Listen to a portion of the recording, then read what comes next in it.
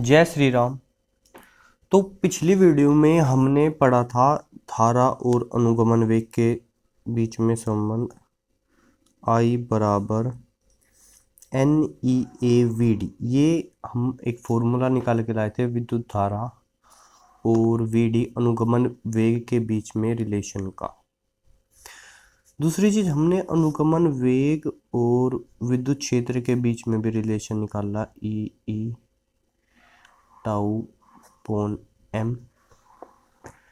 अगर सबके देखें तो N है मुक्त इलेक्ट्रॉन का घनत्व, E इलेक्ट्रॉन का आवेश, A जो है चालक का अनुप्रस्थ काट का क्षेत्रफल है और टो है औसत श्रांति काल, जो इलेक्ट्रॉनों के दो लगातार टक्करों के बीच का जो समय होता है श्रांति काल। तो ये दो फॉर्मूले हम जो है पिछली वीडियो में निकाल लिए थे। इनको अच्छे से बढ़िया तरीके से जो है याद होने चाहिए। आज हम पढ़ेंगे प्रतिरोध। सबसे पहले तो प्रतिरोध होता क्या है? प्रतिरोध चालक का वह गुण है जिसके कारण वो धारा का विरोध करता है। वो धारा को बोलता है रुक जा, कहाँ जा रहा है, वैल्यू कम करेंगे हम तेरी। एक्चुअली प्रतिरोध की डेफिनेशन क्या है? अगर हमने किसी चालक के सिरों में V विभवांतर लगाया और उसमें जो है I धारा प्रवाहित हुई, तो जो विभवांतर और I का अनुपात होगा V बटा I, इसी को हम प्रतिरोध बोलते हैं R। ठीक है, अब ये ओम का नियम नहीं बोल रहा मैंने, है ना। प्रतिरोध की परिभाषा जो है, विभवांतर V लगाया, धारा I बह रही है, तो प्रतिरोध हो गया R बराबर V बटा I। अभी अगर मैं विभवांतर बदल दूं, उससे धारा बदल जाए, तो ये प्रतिरोध बदल सकता है मान। ठीक है, ओम के नियम में क्या था? प्रतिरोध किसी चालक के लिए नियतांक था, कांस्टेंट फिक्स वैल्यू थी। फिलहाल हम इतना कह रहे हैं बस, प्रतिरोध जो है विभवांतर और धारा का क्या है? अनुपात है। मात्रक क्या हो जाएगा इसका? वोल्ट ऊपर और बटे एम्पियर नीचे, वोल्ट बटे एम्पियर या ओम। पता ही है तो शायद सबको, क्योंकि 10th क्लास में आ जाता है ये। ओमेगा से कई बार ओम को हम लिख देते हैं। अच्छा, अभी इस फॉर्मूले से हमें लग रहा है कि भाई प्रतिरोध किस चीज़ पे डिपेंड कर रहा है, कि भाई हमने जो विभवांतर लगाया उस चीज़ पे और जो धारा बह रही है उस चीज़ पे। तो क्या विभवांतर और धारा से डिसाइड हो रहा है प्रतिरोध क्या है, या जो चालक हमने लिया है उसकी प्रॉपर्टी है? एक्चुअली प्रतिरोध जो है किसी भी चालक की प्रॉपर्टी है। तो इस फॉर्मूले को थोड़ा सा मोड़ते हैं। इसमें जो I है, देखो I जो हमने निकाला था NEAVD, ठीक है, ये लगते हैं तो ऐसे लिखते हैं I बराबर है NEAVD, है ना। और VD बराबर E टो, एक माइनस होता था यहाँ पे, जो कि ये दर्शाता था कि अनुगमन वेग जो है विद्युत क्षेत्र की विपरीत दिशा में है। ठीक है, उसका काम केवल दिशा दिखाने का था। तो अनुगमन वेग की वैल्यू लिखूँ मैं यहाँ पर I बराबर NEA और VD की वैल्यू E टाउ बटा M। तो ये हो गया I बराबर NE स्क्वायर और A टाउ बटा M और गुणा E। जो E है विद्युत क्षेत्र, अगर चालक के सिरों के बीच विभवांतर V हो, ठीक है, उसके सिरों के बीच में जो विभवांतर है वो है V और उसकी जो लंबाई है वो है L उस चालक की लंबाई है, तो विद्युत क्षेत्र E बराबर होता है V बटा L। ठीक है, पूरे चालक में एक तो विद्युत क्षेत्र एक समान रूप से फैलता है। ठीक है, पूरे चालक में हर जगह विद्युत क्षेत्र समान होता है और क्या होता है? V बटा L। तो V बटा L, इसकी जगह हम लिख सकते हैं विद्युत क्षेत्र की जगह I। तो I बराबर NE स्क्वायर A टू बटा M इंटू V बटा L। तो देखो, अगर I को मैं इधर डिवाइड में ले जाता हूँ V बटे I, और बाकी सब चीज़ इधर ले जाता हूँ, ML upon NE square A tau बराबर है V बटा I। V बटा I हो गए, और V बटा I को हम क्या बोलते हैं? R प्रतिरोध बोलते हैं। तो प्रतिरोध R का फॉर्मूला क्या होगा? एक्चुअली में R बराबर होगा ML बटे NE स्क्वायर A टाउ। ये होगा, जहाँ M क्या है? M इलेक्ट्रॉन का द्रव्यमान है, L चालक की लंबाई, n जो है मुक्त इलेक्ट्रॉन घनत्व, तो ई इलेक्ट्रॉन का आवेश, ए जो है अनुप्रस्थ काट का क्षेत्रफल और टो जो है औसत क्रांतिकाल। इसमें जो एल और ए है ये है चालक की लंबाई अनुप्रस्थ काट का क्षेत्रफल। तो प्रतिरोध इन पे डिपेंड कर रहा है, मतलब ये इस चीज पे डिपेंड कर रहा है कि चालक कितनी लंबाई का लिया। ठीक है, भले ही कुछ भी पदार्थ हो बट लंबाई और क्षेत्रफल। अगर मैं एल और ए को अलग करूं तो इसको थोड़ा ऐसे लिखूं, एम बराबर आर बराबर सॉरी एम बटे n e square tau into l बटा ई। तो ये जो क्वांटिटी बची एम बटा एन ई स्क्वायर टू, अब ये इस चीज पे डिपेंड तो कर नहीं रही कि लंबाई कितनी है क्षेत्रफल कितना है, ये सिर्फ और सिर्फ डिपेंड करेगी कि हमने पदार्थ क्या लिया है। क्योंकि देखो इलेक्ट्रॉन का द्रव्यमान और इलेक्ट्रॉन का आवेश तो सबके लिए क्या है, समान है, कांस्टेंट है। एन होता है मुक्त इलेक्ट्रॉन घनत्व कि प्रति एकांक आयतन में कितने मुक्त इलेक्ट्रॉन है, और ये सबके लिए अलग अलग होता है। तांबे का मुक्त इलेक्ट्रॉन घनत्व अलग होगा, लोहे का अलग होगा, एल्यूमिनियम का अलग होगा, चांदी का अलग होगा। तो ये पदार्थ पे डिपेंड करेगा, और क्रांतिकाल भी पदार्थ कैसा है उसी पे डिपेंड करेगा। इसको हम बोलते हैं प्रतिरोधकता या विशिष्ट प्रतिरोध, और इसको रिप्रेजेंट करते हैं हम रो से। तो रो बराबर है m upon n e square tau. ठीक है, इसको क्या बोलते हैं, विशिष्ट प्रतिरोध, विशिष्ट प्रतिरोध या प्रतिरोधकता। और ये किस चीज पे डिपेंड करते हैं, ये चालक के पदार्थ पर डिपेंड करती है, चालक के पदार्थ पर। कई बार ना एक ऐसे क्वेश्चन आता है कि भाई तांबे के दो तार है, एक की लंबाई इतनी है, दूसरे की लंबाई इतनी है, उनका प्रतिरोध इतना है, तो बताओ उनकी प्रतिरोधकताओं का अनुपात क्या होगा, या उनके विशिष्ट प्रतिरोध का अनुपात क्या होगा। तो भैया विशिष्ट प्रतिरोध दोनों के बराबर होंगे, क्योंकि आपने कहा है तांबे के तार है, और ये किस पे डिपेंड करते हैं, पदार्थ पर। ठीक है, तो 1:1 उसका उत्तर हो जाएगा, क्योंकि किस पे डिपेंड कर रहा है, तांबे पे, इस पे नहीं कि लंबाई कितनी है, अनुप्रस्थ काट का क्षेत्रफल कितना वगैरह वगैरह कुछ नहीं। तो देखो अगर अब मैं इसकी पूरे की जगह रो लिख दूं तो ये आपका जाना पहचाना सा फॉर्मूला बन जाएगा, आर बराबर रो एल बटा ई। ठीक है, कक्षा 10 से ये फॉर्मूला देखते आ रहे होंगे आप, आर बराबर रो एल अपॉन ई। अच्छा, जो आर बराबर रो एल अपॉन ई है, अगर थोड़ा सा इसको रो इधर लिखू ला के, तो रो बराबर आर ए बटा एल, ऐसे पलट सकते हैं। तो यहाँ से रो का मात्रक क्या आ जाएगा, आर का तो ओम होता है, क्षेत्रफल का मीटर स्क्वायर, और नीचे एक मीटर से मीटर कैंसिल हो जाएगा, ऊपर मीटर स्क्वायर और नीचे मीटर, मीटर से मीटर कैंसिल, मात्रक हो जाएगा इसका ओम मीटर। क्या हो जाएगा, ओम मीटर। ठीक है, अच्छा अब एक क्वेश्चन करते हैं। एक तार की लंबाई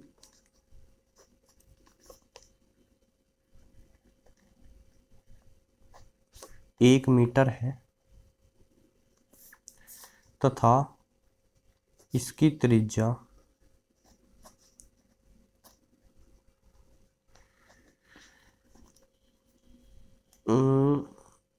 7 मिलीमीटर है।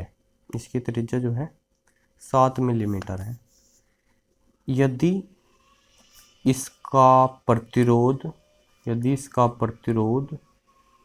100 ओम हो तो इसकी प्रतिरोधकता क्या होगी, प्रतिरोधकता यानी रो क्या होगी। ओके, तो एक तो इसकी लंबाई दी है, एक बार पॉज करके रोक के वीडियो को ट्राई करो अपने आप क्वेश्चन करने की, आसान है बहुत, करो करो फिर हम करते हैं। चलो हम यानी मैं अकेला ही हूँ, हम या मैं। अच्छा, लंबाई कितनी है, 1 मीटर है, त्रिज्या आर। देखो अगर जैसे ऐसा तार है कोई, तो ये अनुप्रस्थ काट का जो क्षेत्रफल है उसकी त्रिज्या दी है आर। ठीक है, तो आर 7 मिलीमीटर, और मीटर में बदलूंगा इसको तो 7 गुणा 10⁻³ मीटर ये हो जाएगा। और क्षेत्रफल क्या होता है, एक वृत्त समझो इसको, है ना, जो अनुप्रस्थ काट का क्षेत्रफल होगा, क्योंकि अगर ये बेलन है तो इसका आधार जो कि इसका अनुप्रस्थ काट का क्षेत्रफल होगा वो एक वृत्त होगा, तो उसका क्षेत्रफल होगा पाई आर स्क्वायर। तो यानी कि 22/7 और गुणा 7 गुणा 7 स्क्वायर करना है ना इसका, तो 10⁻⁻6 हो जाएगा स्क्वायर होके। तो एक कैंसिल हो गया। 22 सत्ते कितना होता है? 154 होता है। पढ़ा याद नहीं है तुम्हारे, मेरे तो है। -6 मीटर स्क्वायर, ये आ गया इसका अनुप्रस्थ काट का क्षेत्रफल।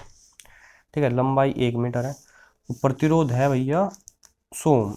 और फॉर्मूला था R बराबर रो एल बटाई, निकालनी है रो, तो रो बराबर लिख लेते हैं RA/L।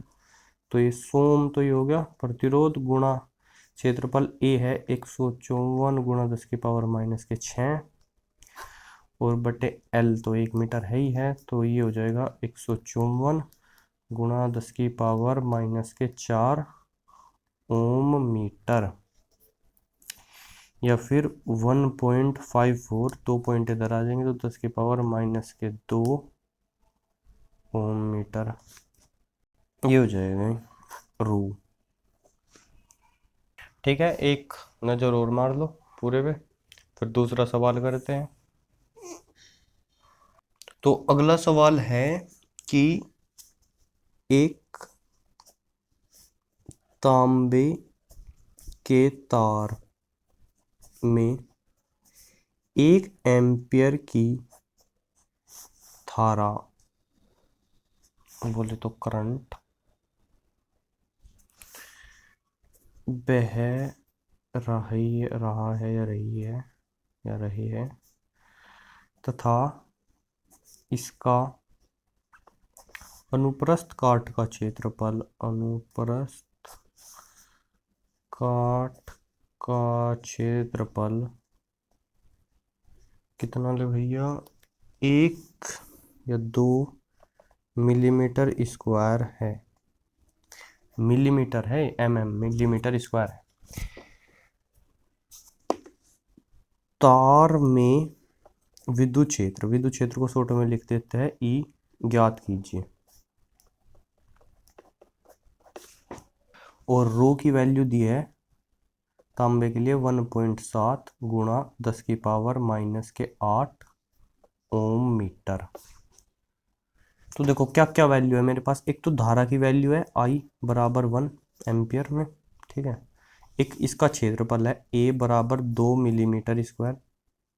देखो 1 मिलीमीटर में 10⁻³ मीटर, तो मिलीमीटर स्क्वायर में 10⁻⁻6 हो जाएगा मीटर स्क्वायर, ठीक है। और तीसरी चीज है रो, जो भी है चलो, रो की वैल्यू 1.78 गुणा 10⁻⁻8 ओम मीटर। देखो फॉर्मूला होता है V बराबर IR हो जाएगा, जब R बराबर V/I है तो V बराबर IR हो जाएगा, है ना।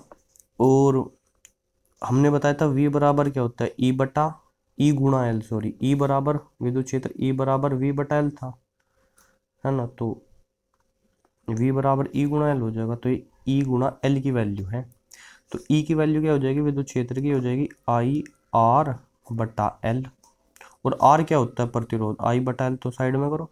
R बराबर होता है रो L/A, तो L से तो L कैंसिल हो गया, तो विद्युत क्षेत्र E बराबर क्या आ गया, I ρ/A, ये हो गया। और I तो 1 एम्पियर है, रो है 1.78 कहाँ से आ गया, ये हटाओ भैया, तो 10⁸ है ना, 1.7 है खाली, गुणा 10⁻⁻8 ओम मीटर। चलो खैर, मात्रक तो एंड में वोल्ट प्रति मीटर ही लिखना है विद्युत क्षेत्र का। और बटे एरिया कितना है, 2 गुणा 10⁻⁻6, एक ये रहते तो बढ़िया रहता। तो देखो 6 ऊपर जाएगी ये, तो 1.7/2 और गुणा 10⁻⁻2, इतना वोल्ट प्रति मीटर ही आ जाएगा, पर जाएगा ना, -2 बचेगी।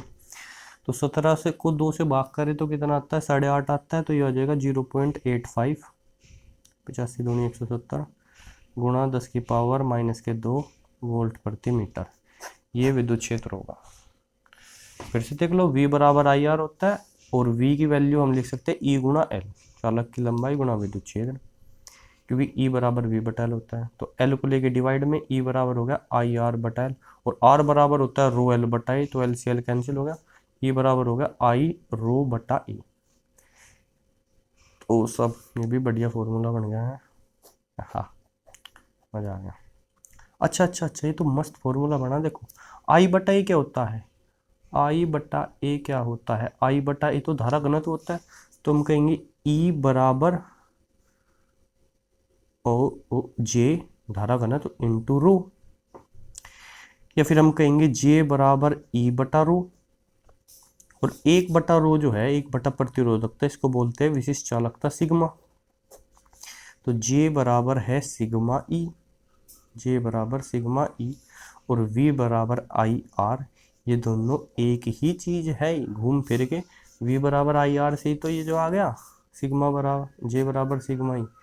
देखो जैसे जो रो है वो क्या थी, विशिष्ट प्रतिरोधकता थी, ऐसे ही सिग्मा होता है विशिष्ट चालकता। क्या होता है ये, विशिष्ट चालकता। क्या, सिग्मा। इसकी परिभाषा ऐसे भी देते हैं, देखो सिग्मा बराबर जे बटा ई नहीं आ जाएगा, सिग्मा बराबर जे बटा ई। तो धारा घनत्व व विद्युत क्षेत्र का अनुपात, धारा घनत्व व विद्युत क्षेत्र का अनुपात क्या कहलाता है, विशिष्ट चालकता कहलाती है, विशिष्ट चालकता कहलाती है। वो मात्रक क्या हो जाएगा इसका भैया, इसका जस्ट उल्टा कर दो, इसका रो का ओम मीटर था तो इसका मात्रक हो जाएगा सिग्मा का ओम इनवर्स और मीटर इनवर्स। ठीक है, ये जो ओम इनवर्स है ना, इसको कहीं कहीं महू या साइमन भी कहते हैं। देखो ओम ऐसे लिखते हैं ओ एच एम, इसका उल्टा इसी को पलट के महू बना दिया, किसी के लिए, ओम इनवर्स के लिए, ओम इनवर्स। इसी को क्या लिखते हैं, महू भी लिखते हैं, और कहीं कहीं साइमन भी लिखते हैं, क्योंकि इनका नाम ही पूरा था जॉर्ज साइमन ओम। तो ओम को भी मात्रक बना दिया प्रतिरोधकता का, और उसका प्रतिरोध का, सॉरी प्रतिरोध का मात्रक ओम, साइमन हो गया प्रतिरोध के उल्टा चालकता, ओम मीटर हो गया प्रतिरोधकता या विशिष्ट प्रतिरोध का, और ओम इनवर्स मीटर इनवर्स या साइमन मीटर इनवर्स हो जाएगा विशिष्ट चालकता का। घूम गए गोल गोल, कंफ्यूज हो गए, कोई बात नहीं। तो सिग्मा से रिप्रेजेंट करते हैं इसको, हम कहोगे कहीं हम सिग्मा से आवेश घनत्व को रिप्रेजेंट करते हैं, कहीं सिग्मा से, अबे ऐसे ही चलता है यार यहाँ पे। एक ही चीज से बहुत सारी चीज रिप्रेजेंट करनी पड़ती है।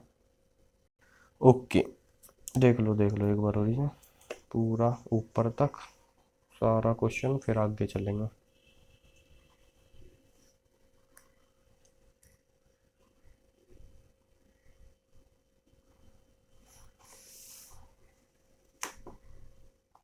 अच्छा देखो, एक ये क्वेश्चन है कि चित्र में एक चालक दिखाया गया है जिसकी लंबाई जो है एल है, यहाँ से यहाँ तक की लंबाई क्या है, एल है। ये थोड़ा सा मिटा हुआ है, समझ लो लंबाई क्या है इसकी, एल है। और इसका जो गोलीय कह रहा हूँ, सॉरी, वृत्ताकार क्रॉस सेक्शन है, कोई नहीं, अब तक हम जो तार पढ़ते आ रहे हैं उसका अनुप्रस्थ काट का क्षेत्रफल वृत्ताकार ही है। लेकिन त्रिज्या जो है क्रॉस सेक्शन की वो रेखीय रूप से बढ़ती है, ए से लेके बी तक रेखीय रूप से क्या बदल रही है, बढ़ रही है। ए पे छोटी है, बी पे, अब तक हम जो पढ़ रहे थे तार, वो उसका क्रॉस सेक्शन क्या था, यूनिफॉर्म था, एक समान था, मतलब इधर की त्रिज्या भी है, इधर की त्रिज्या भी है। अब ये ए से बी तक लगातार बढ़ रही है। The resistivity of the material is rho, इसके जो पदार्थ की विशिष्ट प्रतिरोध है वो रो है। ये मान के कि b बटा b माइनस ए बहुत ही छोटा है l से, मतलब b का और a का अंतर। Find the resistance of the conductor, इस चालक का जो है प्रतिरोध ज्ञात करो, r बताओ इसका क्या होगा। मतलब बात ये है अगर दोनों साइड की त्रिज्या a होती है, a और a, तो हम क्या देते हैं, प्रतिरोध R बराबर होता है रो एल बटा ए मतलब ये क्षेत्रफल, यानी कि रो एल बटा पाई ए स्क्वायर। बी होती तो हम क्या देते हैं कि पाई बी स्क्वायर। लेकिन ये तो बदलती जा रही है, यहाँ पर ए है और ऐसे बढ़ती बढ़ती जा रही है, और यहाँ पे जाके क्या बनेगी, यहाँ पे जाके बनेगी बी। ठीक है, लंबाई l है, तो इसका प्रतिरोध कैसे निकाल लेना, तो पाई ए स्क्वायर लिख सकते हैं ना पाई बी स्क्वायर लिख सकते हैं। ठीक है, रो फिक्स है, ऊपर लंबाई फिक्स है, लेकिन नीचे क्या लिखे ये कंफ्यूजन है, ये निकालना है इसमें।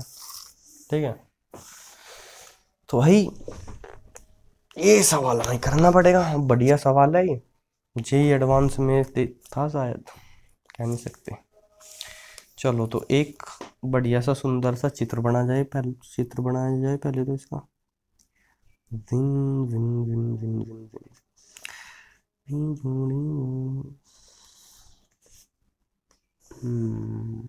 ओके,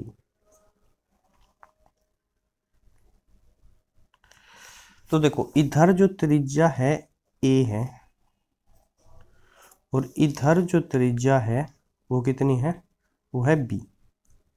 ठीक है, और पूरी टोटल दूरी जो है ऐसे ऐसे ही इसमें को ऐसे ही आर पार जो है इसमें करंट बह रहा होगा, आई करंट जो भी ऐसे बह रहा होगा।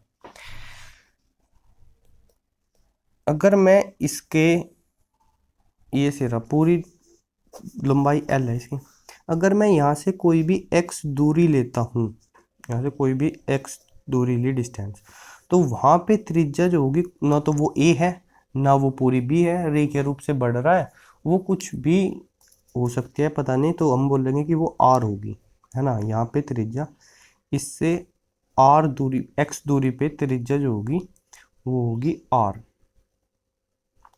और अगर मैं यहाँ पर इस तार का बहुत ही छोटा सा टुकड़ा ले लूँ, बहुत ही छोटा सा टुकड़ा जिसकी लंबाई जो है वो है dx, छोटा सा टुकड़ा लिया dx लंबाई का, बहुत ही छोटा सा पतला सा, इतना छोटा सा कि त्रिज्या जो है बदल ही नहीं पा रही।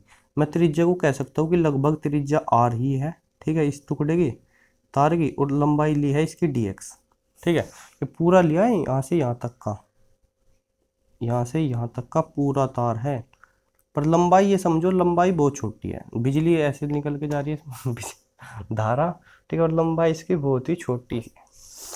तो अब क्योंकि मैंने तो फिक्स कर दी भाई, त्रिज्या बदल ही नहीं रही, ज़्यादा r है, लंबाई dx है, तो इसका प्रतिरोध क्या हो जाएगा, इस छोटे से का प्रतिरोध dr होगा अगर, तो वो हो जाएगा रो, लंबाई है dx, और त्रिज्या अगर r है तो क्षेत्रफल हो जाएगा पाई r स्क्वायर। ये हो जाएगा इसका प्रतिरोध। अब तुम समझ ही गए होंगे कि अगर पूरे का प्रतिरोध निकालना है तो करे जाएगा समाकलन, है ना। छोटे से टुकड़े का तो आ गया, अगर लंबाई dx त्रिज्या r तो प्रतिरोध हो जाएगा, क्योंकि प्रतिरोध का फॉर्मूला क्या था, r बराबर रो एल बटा ए, तो रो की जगह रो, लंबाई की जगह आ गया dx, छोटा सा पतला सा टुकड़ा लिया इसका, और एरिया क्या हो गया पाई r स्क्वायर हो गया। अब इसको इंटीग्रेट करें तो देखो x की वैल्यू भी बदलती जाएगी, तो वैसे वैसे r की वैल्यू भी बदलती जाएगी। देखो जब x की वैल्यू जीरो है, जब x की वैल्यू जीरो है मतलब इस बिंदु की बात हो रही है, तब r की वैल्यू कितनी है, त्रिज्या वहां पर कितनी है a है। और जब x की वैल्यू l हो जाएगी, मतलब इस बिंदु की बात हो रही होगी, जब x बराबर हो जाएगा l तो त्रिज्या हो जाएगी b। x की वैल्यू तो जीरो से लेके, भाई ये जीरो है, जीरो यहाँ तक की x होगी, यहाँ तक की l होगी, x की वैल्यू तो वेरी करेगी जीरो से लेकर के l तक, और त्रिज्या जो है बढ़ रही है a से लेकर के b तक। ठीक है, अब अगर देखो, अगर मैं इसके सीधे सीधे सीधे सीधे एक जो है लाइन खींचूं,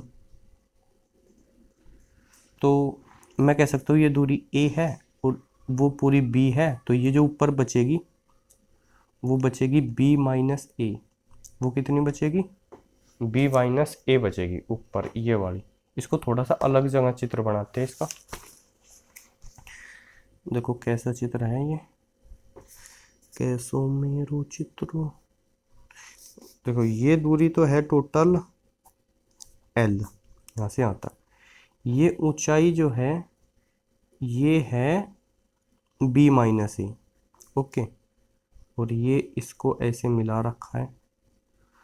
अब ऊपर यहाँ किसी x दूरी पर, यहाँ ये यहाँ से यहाँ तक की दूरी कितनी थी, x थी, चित्र दिखाऊंगा दोबारा, ये दूरी थी x, और यहाँ पर त्रिज्या r थी, और ये a है, ये r है पूरी, तो ऊपर बचेगी r माइनस ए। देखो चित्र देखो दोबारा से, देखो देखो देखो, ये ए है तो इतनी भी ए है, ठीक है, इतनी ये ए है, पर टोटल तो आर है, तो ऊपर कितनी बच जाएगी, आर माइनस ए बच जाएगी, है ना, आर माइनस ए। ये तो देखो, अगर ये एंगल थीटा हो, सपोज ये एंगल है थीटा, तो यहाँ से मैं लिख सकता हूँ टेन थीटा। अगर मैं ये त्रिभुज ले छोटे वाला, क्या होता है, लंब बटे आधार होता है, तो आर माइनस ए बटे, भैया यहाँ तक की दूरी एल मतलब कि जो एक्स है, ये यहाँ तक की एल तो जो है यहाँ तक की है पूरी, बटे एक्स। और अगर बड़े वाला त्रिभुज ले तो उसका जो है लंब वो है बी माइनस ए और बटे ये है एल। या हम ऐसे भी कह सकते थे कि ये छोटा त्रिभुज और ये बड़े वाला त्रिभुज दोनों क्या है, समरूप है। समरूप त्रिभुज पता है ना, जिनके तीनों कोण बराबर हो। भाई ये थीटा तो कॉमन है, ये दूसरा 90-90 के हो गए, भाई दो कोण बराबर हो तो तीसरा कोण भी आपस में बराबर। तो समरूप त्रिभुजों की प्रॉपर्टी होती है कि उनकी भुजाएं समानुपाती होती हैं। ऐसे देख लो, वैसे देख लो, जैसे समझ में आए वैसे देख लो। अब यहाँ से मैं करूँ क्या, यहाँ से मैं आर की वैल्यू निकाल लेता हूँ, क्योंकि डी एक्स है मेरा, तो एक्स के टर्म में इंटीग्रेट करना है। तो एक्स को पहले इधर भेजो गुणा में, आर माइनस ए बराबर एक्स इंटू बी माइनस ए बटा एल, और ए प्लस में आ जाएगा इधर, तो आर बराबर हो जाएगा एक्स इंटू बी माइनस ए बटे एल और प्लस ए आ गया, ये आ गई आर की value. Okay okay okay okay. अब देखो डी आर मेरा प्रतिरोध आया था, उस छोटे से टुकड़े का डी आर आया था रो डी एक्स बटे पाई आर स्क्वायर। अगर मुझे कुल प्रतिरोध चाहिए आर, तो मैं इसको इंटीग्रेट कर दूंगा पूरा, और x की वैल्यू जो है बदल रही है, जीरो से लेकर के x की वैल्यू जा रही है l तक, ठीक है। x बराबर जीरो पे जो है त्रिज्या a है, और x जब l हो जाता है तो त्रिज्या क्या हो जाती है, b हो जाती है। तो a से जीरो, x की वैल्यू जीरो से l तक जा रही है, ठीक है। रो ऐसा कैसे ही कांस्टेंट डी एक्स बटे में पाई, और r की वैल्यू आई थी कुछ एक्स बी माइनस ए बटे एल प्लस ए, उसका ही स्क्वायर करना है, तो बी माइनस ए बटे एल इंटू एक्स और प्लस ए, इसका क्या हो जाएगा, इसका हो जाएगा स्क्वायर। अब ये इंटीग्रेशन ये अलग है भैया, ये ऊपर वाले का है, ये रो स्क्वायर, ठीक है। इसका इंटीग्रेशन अगर मैं कर देता हूँ तो मेरे को पूरे इस तार का प्रतिरोध आ जाएगा। ओके, जो कांस्टेंट है देखो, रो और पाई तो कांस्टेंट है, इनको तो बाहर डाल लेंगे। अब मैं तुमको एक फॉर्मूला बताऊं या सब्स्टिट्यूशन से करूं? चलो तो एक काम करते हैं, ये जो है आई डोंट नो कि तुमने समाकलन पढ़ा है या नहीं पढ़ा है, लेकिन हाँ इतना बता देता हूँ, अगर समाकलन नहीं पढ़ा होगा तो बाद में जो फॉर्मूला आएगा वो रट लियो, है ना। और अगर समाकलन पढ़ा होगा, गणित वाले हो तो सीख लो, और फिजिक्स वाले मतलब बायो वाले हो तो भी भाई सीखना तो पड़ेगा। देखो समाकलन फिजिक्स में आ रहा है बहुत, तो इसको अज्यूम कर लेते हैं, ये है वाई, बी माइनस के ए बटे एल इंटू एक्स प्लस का ए, ये सारा का सारा क्या है, वाई है। अब इसका y के सापेक्ष अवकलन करेंगे, y के रेस्पेक्ट में डिफरेंशिएशन अवकलन करेंगे। ये कांस्टेंट है, ये ऐसे कैसे ही रहेगा, b माइनस ए बटा एल, एक्स का हो जाएगा dx बटे dy प्लस a का कांस्टेंट है जीरो हो जाएगा बराबर 1। यहाँ से dx की वैल्यू आ जाएगी, dx की वैल्यू आ जाएगी dy इंटू एल तो गुणा में जाएगा और बटे में b माइनस ए, ये आ गई dx की वैल्यू। तो देखो जो मेरा इंटीग्रेशन है, ये दिख रहा है रो बटे पाई, ये बड़ा खतरनाक से थोड़ा कम खतरनाक बन जाएगा, क्योंकि ये बन जाएगा आर बराबर, पहले तो रो बटा पाई को तो बाहर करेंगे, कांस्टेंट है। डी एक्स की वैल्यू क्या है, एल बटे बी माइनस ए इंटू डी वाई, तो एल बटे बी माइनस ए को भी बाहर करेंगे, ये भी कांस्टेंट है। ऊपर बच जाएगा, ऊपर क्या बचेगा, ऊपर तो डी वाई बचेगा खाली, और नीचे ये बचेगा वाई स्क्वायर, ठीक है। नीचे भाई ये सारे को y मान दिया हमने, जो भी था ये सारा इसको y बोला, तो इसका स्क्वायर यानी y का स्क्वायर। बड़ी घिचपिच हो रही है यार, देखो इनको पकड़े में आने के बाद। अब x की वैल्यू कहाँ से कहाँ तक वेरी कर रही है, x की वैल्यू 0 से l। ठीक है, जब x की वैल्यू अगर मैं 0 रखूंगा यहाँ पे तो ये सारा तो 0, तो y की वैल्यू क्या आ जाएगी, a आ जाएगी। और जब मैं x की वैल्यू l रखूंगा l, तो l जो है l से l कैंसिल, b माइनस ए और प्लस ए से ए कैंसिल, y की वैल्यू तब आ जाएगी b। तो लिमिट्स हो जाएगी a से लेके b तक। ठीक है, अब देखो 1/y स्क्वायर का इंटीग्रेशन होता है -1/y, तो r बराबर रो बटा पाई l बटे b माइनस ए, इन सबको रखो और ये हो जाएगा -a/y। लिमिट्स कहाँ से कहाँ तक है, a से लेके b तक की लिमिट है, a से लेके b तक। तो रो बटा पाई और जो है l बटे b माइनस ए, ये ऐसे ही। अब लिमिट्स रखेंगे, पहले जो है जहाँ भी y है वहाँ b आ जाएगा, फिर माइनस लगाएंगे और एक माइनस पहले से ही है तो माइनस माइनस हो जाएगा प्लस 1/a आ जाएगा। इसको सोल्व करेंगे, रो बटा पाई l बटा b माइनस ए, ये आ जाएगा नीचे ए बी और ऊपर b माइनस ए आ जाएगा। ठीक है, करके देखना है, इसमें देखें a माइनस में जाएगा b प्लस का आएगा, इसीलिए b माइनस है, तो b माइनस ए से b माइनस ए कैंसिल हो गया। सिंपल सा फॉर्मूला आया, देखो बन गए r बराबर ऊपर तो रो l बटे पाई ए बी। कितना प्यारा फॉर्मूला आया, इतना खतरनाक करके। मतलब ना हमें पाई ए स्क्वायर करना है, ना ही हमें पाई बी स्क्वायर करना है, हमें पाई ए बी करना है। क्या करना, पाई ए बी, है ना, बढ़िया आसान। अब वो रो की कुछ वैल्यू दे देगा, एल की दे देगा, ए और बी की दे देगा, हम फॉर्मूले में रख देंगे, आंसर आ जाएगा। ठीक है, याद करो इसको, रो एल बटा पाई ए बी, है ना। बड़ी लंबी प्रक्रिया करके आए वैसे हम, छोड़ दो, अगर मन करे उसको दोबारा समझने का तो बैक कर लियो, वरना इसी को याद कर लो बस, रो एल बटा पाई ए बी। ठीक है, अब आगे चलते हैं। अब फिर से आ जाते हैं यूनिफॉर्म क्रॉस सेक्शन के तार पर। ठीक है, यूनिफॉर्म क्रॉस सेक्शन बोले तो एक समान है अनुप्रस्थ काट का क्षेत्रफल। ठीक है, एक समान हो तार जो, तो इसकी लंबाई है l और अनुप्रस्थ काट का क्षेत्रफल है e, प्रतिरोधकता है रो, तो मैं कहूँगा इसका प्रतिरोध है r बराबर रो एल बटा ए। हाँ जी, पता है, बिल्कुल इसी चीज़ की चर्चा चल रही है अब तक यहाँ पे, है ना। अब हम क्या कहते हैं, हम कहते हैं कि जी हमने इस तार को खींच के पिघला के कैसे ना कैसे करके इसकी लंबाई को n गुना बढ़ा दिया, आयतन उतना ही है, मटेरियल फालतू डालना ना इसमें मिलाया, लंबाई को इसकी क्या कर दिया, n गुना बढ़ा दिया। मतलब लंबाई जो है इसकी पहले की लंबाई की क्या हो जाएगी, n गुना हो जाएगी। कितनी है, n इंटू एल होगी। अनुप्रस्थ काट का क्षेत्रफल भी बदल जाएगा, क्या हो जाएगा, a डैश हो जाएगा कुछ। हम कहते हैं इसका नया प्रतिरोध कितना हो जाएगा, ये बताओ हमें। तो हम कह रहे हैं भैया आयतन जो है जितना पहले था उतना ही बाद में है, जितना पहले आयतन था उतना ही बाद में। पहले आयतन कितना था, ये लंबाई गुणा अनुप्रस्थ काट का क्षेत्रफल, इसका आयतन ही बन जाता है। तो पहले आयतन था l गुणा ए, बाद में होगा एन एल गुणा ए डैश, तो l से तो l कैंसिल हो जाएगा और n जाएगा डिवाइड में, तो a डैश की वैल्यू क्या आ जाएगी, a बटा n आ जाएगी, a डैश बराबर a बटा n। तो प्रतिरोध निकाल ले, प्रतिरोध क्या होगा, अब नया प्रतिरोध r डैश होगा रो l डैश बटे a डैश, l डैश क्या है, ये जो नई लंबाई है ये l डैश है ना।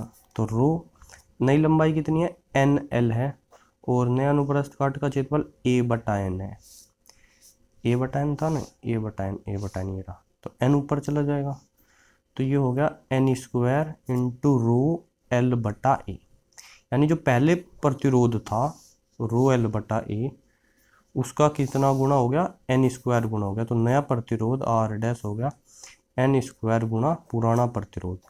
यानी अगर तार को लंबाई 2 गुनी करी तो प्रतिरोध हो जाएगा 4 गुना, 3 गुनी करी प्रतिरोध हो जाएगा 9 गुना, 4 गुनी करी तो 16 गुना, n स्क्वायर गुना जो है प्रतिरोध हो जाता है। ये इसका न्यूमेरिकल 1-2 नंबर में आते रहता है भाई पेपर में कहीं कहीं जगह, तो इम्पोर्टेंट है काम, है ना, याद रखने वाली चीज़ है, बिल्कुल बिल्कुल ध्यान में रखने वाली चीज़। अब आगे पढ़ते हैं ओम का नियम।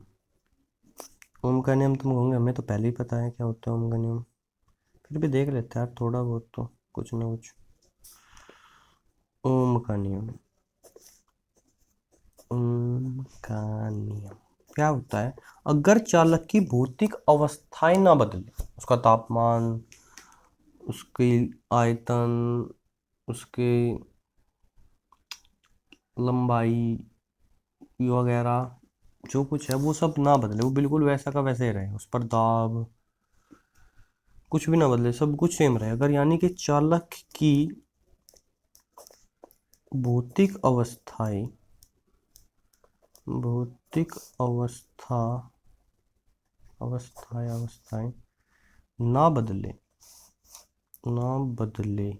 अगर, तो V यानी जो उसके सिरों के बीच में हमने विभवांतर लगाया है वो अनुक्रमानुपाती होता है धारा का, और एक नियतांक हम लगाएंगे RI। तो अब R क्या है? R एक नियतांक है। नियतांक मतलब जिसकी वैल्यू फिक्स हो, ना बदले, मतलब जिसी को हम प्रतिरोध कहते हैं, कि मतलब ओम के नियम के अनुसार कि जो प्रतिरोध है इसकी वैल्यू बदलती नहीं है, विभवांतर और जो है इस पे डिपेंड नहीं करती, मतलब अगर हम विभवांतर बदल रहे हैं, धारा जो भी बह रही है, ये नियतांक है, इसकी वैल्यू फिक्स्ड है, कांस्टेंट है अपना।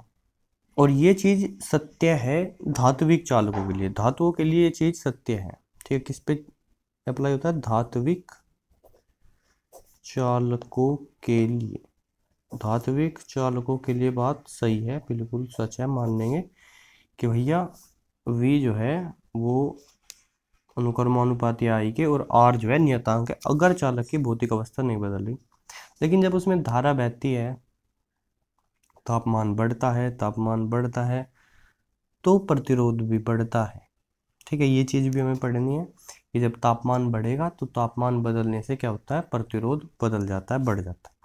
फिलहाल अगर मैं V और I का ग्राफ खींचूं, V को ले लेते हैं y अक्ष पे और I को ले लेते हैं x अक्ष पे, तो इनका ग्राफ क्या आएगा? क्योंकि R कांस्टेंट है तो एक नियत रेखा बिल्कुल y बराबर mx, इस प्रकार का रेखा का ग्राफ होगा, जो कि क्या होगा? मूल बिंदु से होकर जाएगा, जब I बराबर 0 तो V बराबर 0, तो एक सरल रेखा आएगी, ठीक है। और ये सरल रेखा जो होगा, इसकी जो ढाल होगी, ढाल पता है प्रवणता, अगर ये एंगल थीटा है तो टेन थीटा को बोलते हैं ढाल, और वो क्या हो जाएगी? वो हो जाएगी भैया R यानी प्रतिरोध, ठीक है। देख लो भैया, मान लिया किसी पॉइंट पे ये वैल्यू है V की, विभवांतर की, और ये वैल्यू है धारा की, तो टेन थीटा क्या होगा?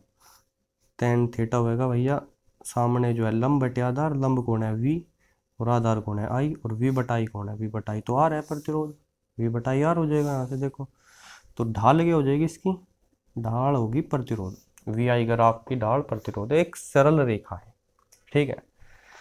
तो वे चालक जिनमें ओम का नियम का पालन होता है वे होते हैं ओमीय चालक, ठीक है। ये ओमीय प्रतिरोध, ओमिक कंडक्टर या ओमिक रेजिस्टेंस, ओमीय।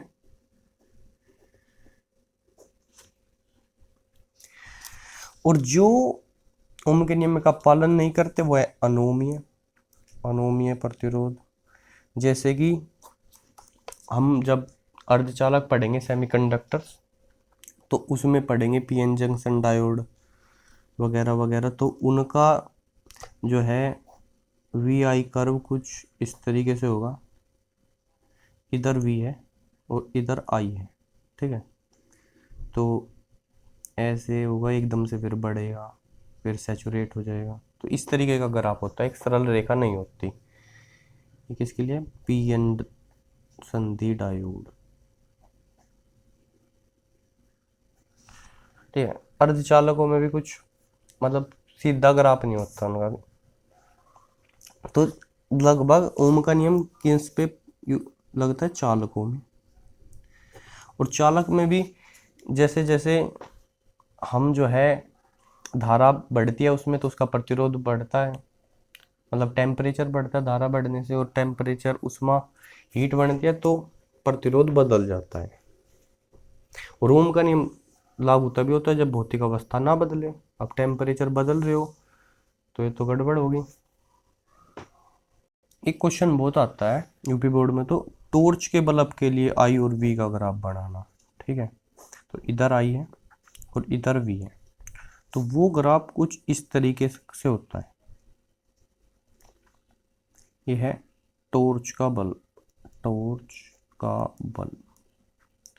वो कह रहा है देखो, जैसे जैसे हम इसमें विभवांतर बढ़ा रहे हैं, शुरू में धारा बढ़ रही है, अब धारा बढ़ने से जो है इसका तापमान बढ़ रहा है। भाई बल्ब तो तभी जलेगा जब वो वायर पूरा गर्म हो जाएगा। तापमान बढ़ने से उसका प्रतिरोध बढ़ जाता है बहुत ज़्यादा। अब अगर प्रतिरोध बढ़ेगा तो धारा कम बहेगी, तो फिर हम विभवांतर बढ़ा रहे हैं तो धारा ज़्यादा नहीं बढ़ रही है। ठीक है, देखो विभवांतर यहाँ पे, धारा इतनी, विभवांतर इतना बढ़ाया, धारा नहीं बढ़ी, तो ये गड़बड़ है प्रतिरोध ज़्यादा हो गया। अब देखो इनके लिए, जिनके लिए जो आई वी ग्राफ है सरल रेखा नहीं होती, उनके लिए एक परिभाषित की जाती है क्वांटिटी गत्यात्मक प्रतिरोध, यानी कि डायनेमिक रेजिस्टेंस। डायनेमिक रेजिस्टेंस क्या है, जैसे यहाँ पर वी की वैल्यू ये है, ये, और आई की वैल्यू होगी ये। हमने वी की वैल्यू को थोड़ा सा परिवर्तित किया, डेल्टा वी। ठीक है, वी की वैल्यू को बदला, डेल्टा वी करा, उससे जो धारा की वैल्यू में परिवर्तन हुआ, डेल्टा आई। ठीक है, तो ये जो है इतना सा, ये डेल्टा आई है, और ये जो है ये डेल्टा वी है।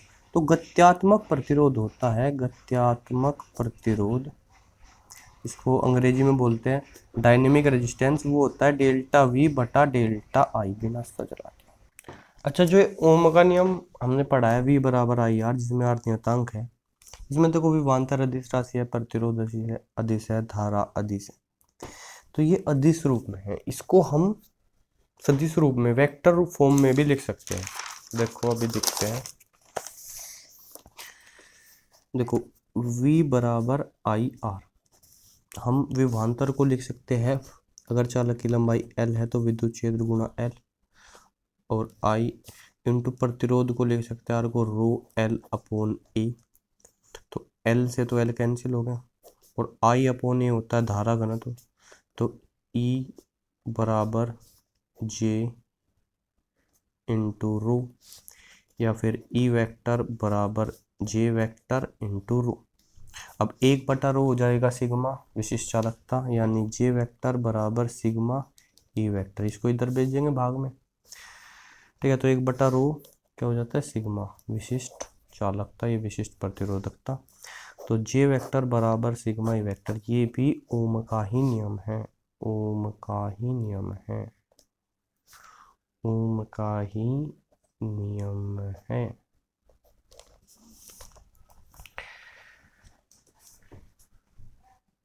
देखो एक ये क्वेश्चन है, एक चालक तार में इतने वोल्ट प्रति मीटर विद्युत क्षेत्र प्रवाहित होता है, यदि चालक की चालकता इतने, चालकता और ओम मीटर में, ओम इनवर्स मीटर इनवर्स होना चाहिए, ओम इनवर्स मीटर इनवर्स है, तो धारा घनत्व ज्ञात कीजिए। तो धारा घनत्व क्या हो जाएगा, J बराबर सिग्मा E हो जाएगा, J बराबर सिग्मा E, J बराबर सिग्मा E।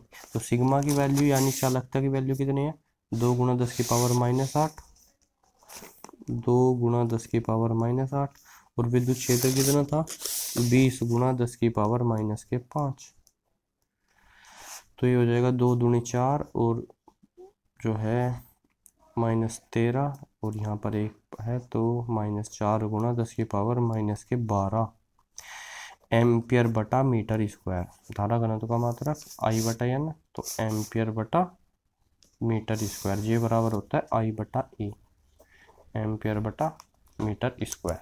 तो ये हो जाएगी वैल्यू, है ना आसान। ओके, तो दैट्स इट, आज के लिए इतना ही। जय श्री राम।